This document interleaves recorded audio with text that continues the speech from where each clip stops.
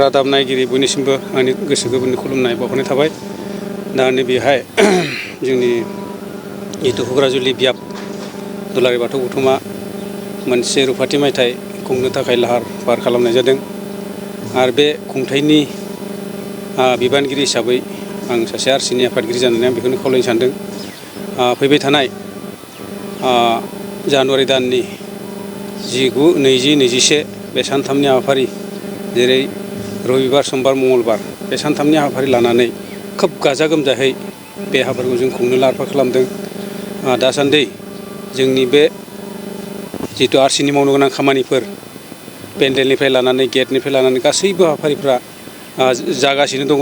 आरो गोबां जोंनि बे हालामनिनो रायजो राजा बयबो बे हाबाफारियाव लैहोर लैहोर फैनानै सिखा खदाल लानानै गावनि मावनांगौ हाबाफारिखौ लैहोर लैहोर फैनानै जों आरसि आफादखौ हेफाजाब होफैदों।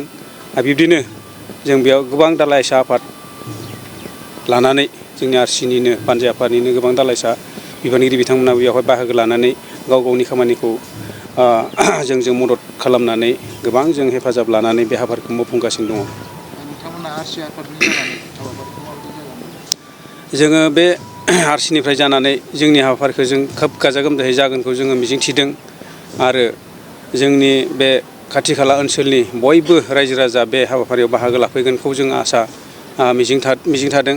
लोगोसे आं आरसिनिफ्राय बेखौनो खावलायनो सानो, जोंनि खाथि खाला ओनसोलनि जेसेबां धोरोमारि थाया मानो बयबो बे हाबाफारियाव लैहोर लैहोर फैगोन होननानै आङो बयखौबो आंनिफ्राय खावलायनाय थादों।